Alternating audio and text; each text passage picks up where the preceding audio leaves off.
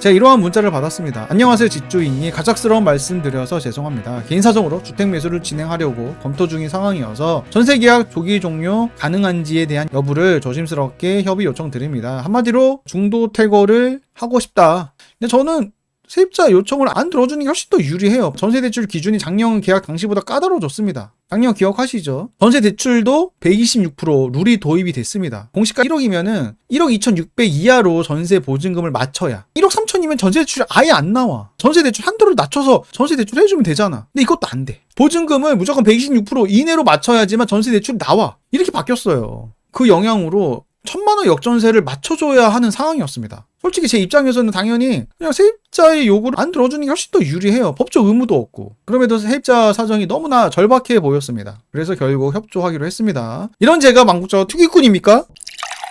전월세 문제가 되게 심각하구나. 다시 한번 느꼈습니다. 내놓자마자 무슨 1시간도 채 안 돼가지고 이런 문자를 받았어요. 손님이 계약하고 싶어해요. 가계약금 받을 계좌 보내주세요. 작년에는 일주일 정도 걸렸는데 이제는 내놓자마자 무슨 1시간도 채 안 돼서 나가. 보증금 2억 6,900에 월세 19만 원 이렇게 계약을 했어요. 참 이것도 계약하는 것도 번거로워. 예전에는 위임해가지고 또는 지금 전자계약 잘 되어 있습니다. 그래서 직접 갈 필요는 없어요. 근데 세입자들이 불안해. 전세 사고가 너무나 터지다 보니까 세입자들이 집주인의 얼굴 인상착이라 확인하고 싶어해. 관상을 보고 싶어하는 거야. 저는 세종에 살잖아요. 서울까지 가야 돼. 계약서 쓰는 날에 가야 되고 또 잔금 날에도 가야죠. 잔금 날에 집 상태를 확인해야 되니까 무조건 가야 되는 거고. 근데 계약서 날에는 굳이 안 가도 되는데 세입자분들이 원하니까 어쩔 수 없이 갈 수밖에 없습니다. 그러니까 집주인들 입장에서 협의하기가 싫은 거예요. 중도 퇴거하고 싶다고 하면은 여러 가지 제약들이 생겨버리니까 역전세 생기고 좀 더 버티면 공시가 올라갈 텐데. 그러니까는 당장 협조하기 싫어합니다. 공시가 올라가면 보증금 올릴 수 있는데 지금 당장 협조해주면 역전세가 생겨버리니까. 정부가 만든 룰 때문에. 예전에 이런 거 없었어요. 그냥 시장가에 따라서 움직였지 정부가 만든 룰 때문에 협조를 안 해주고 이런 경우가 없었다니까.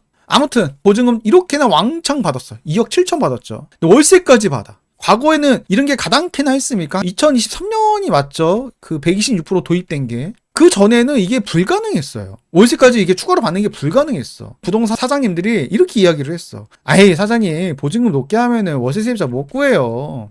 세입자 입장에서 생각을 해보세요. 그냥 전세대출 금리도 낮은데 전세대출 더 받고 보증금을 더 주지 월세 추가로 안 줘요 세입자들. 그냥 임대인님도 보증금을 올리세요. 정말 다들 그렇게 이야기를 했습니다. 그러니까 월세를 받으려면은 보증금을 확 낮춰야 됐어요. 근데 지금은 그러한 시장이 아니야.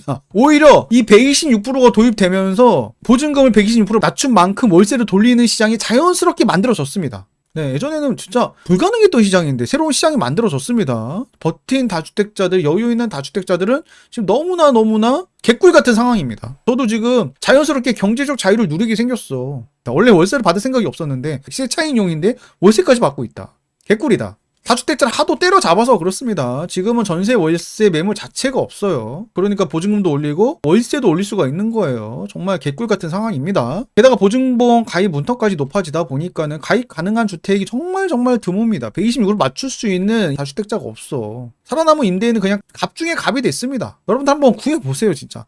보증보험 가입 가능한 전세 주택이 있는지 눈 씻고 찾아봐도 없어. 그냥 드리는 말씀이 없어. 매물 자체가 없어. 그냥 126%뿐만 아니라 전세 월세 자체가 없어 그냥. 진짜 매물이 심각할 정도로 없어서 임대료 막 올려도 계약이 되고 있습니다. 방 없어요 지금. 방 나온 게 없어요. 방이 없어요 지금. 방이 없습니다. 500에 50 마포 이 방이 없는 게 아니라 그냥 방 자체가 없습니다. 구해줘 홈즈에서 방을 구하러 다니고 있는데 깜짝 놀라고 있습니다. 아니 부동산마다 그냥 방 자체가 없대. 전세든 월세든 아예 없대. 사장님들 되게 힘들어해. 매물이 없으니까. 해가 지고 있는 와중에 계속적으로 집을 보고 있는데 이번엔 제발 있었으면 좋겠다. 방이 없어요. 전월세 대란이라고 이제 막 되는 듯한 느낌들을 다 받고 있습니다. 과거 2010년대 초반 그 시장 상황이 재현되고 있습니다. 그때 굉장히 심했거든요. 제가 그때 결혼하고 신혼집 구하고 그 과정을 저는 겪어봤기 때문에 누구보다 잘 알고 있습니다. 제가 2010년에 결혼했고 그때 집을 구했고 또 2년 뒤 2012년도에 또 전월세를 구했던 그때는 너무너무 심각했어요. 강북구 수유리도 전월세가 없어가지고 못 구했습니다. 앞으로 더 올라가게 생겼죠. KB 전망 지수로 보면은 상승 전망이 계속 올라가고 있고 전세 수급 지수도 계속 올라가고 있습니다. 공급 부족 올라가고 있어요. 지금 180을 향해 가고 있습니다. 이렇게 보시면 돼요. 집을 찾는 사람은 180명이고 집은 100채 정도밖에 없다. 그리고 전세 갱신 계약 추이가 계속 올라가고 있는데 이게 문제가 뭐냐면은 지금 당장은 세입자들이 갱신들을 하고 있습니다. 2년 뒤에 어떡할 거야? 갱신권을 못 씁니다. 한 번 쓰면 끝납니다. 앞으로 2년 뒤가 더 심각해진다는 거죠. 그때 방 구하러 다니면은 지금보다 더 심각함을 느끼게 될 겁니다. 그때부터가 진짜 본격적인 전월세 대란 이제 시작됐습니다. 2년 뒤 더더더 심각하게 될 겁니다.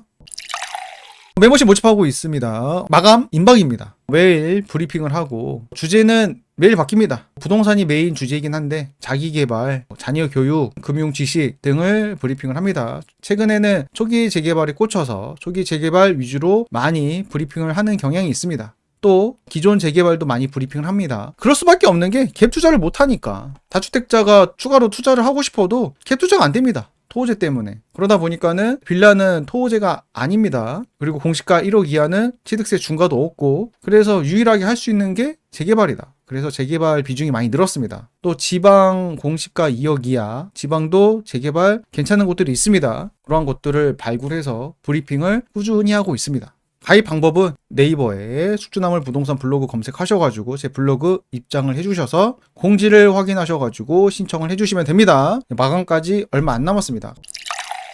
2022년 40년 만에 금리 급등이 초래한 전세 폭락이 있었습니다. 2023년 126% 룰의 강제 역전세까지 있었습니다. 임대인들, 다주택자가 이때 살아남기는 굉장히 어려웠을 겁니다. 이 모든 국면을 맞고 살아남았다? 강한 사람이다. 인정한 겁니다. 그럴 만한 게 2022년 빌라 전세 폭락, 아파트도 마찬가지입니다. 역사상 가장 큰 낙폭이었습니다. 우리 모두가 처음 겪는, 그 누구도 겪어보지 못한 폭락이었습니다. 근데 이거를 맞고 살아남았다? 엄청나게 강한 거야. 이제 모든 과실을 딸 자격이 있는 겁니다. 앞으로 전월세 가격 굉장히 올라갈 텐데, 집 가격도 많이 올라갈 텐데, 그 과실을 따게 되는 겁니다. 살아남으신 다주택자분들은 강하게 임대를 올려가지고 보유세 인상 대응하고 이번에도 살아남아서 강함을 다시 한번 증명하시길 바랍니다.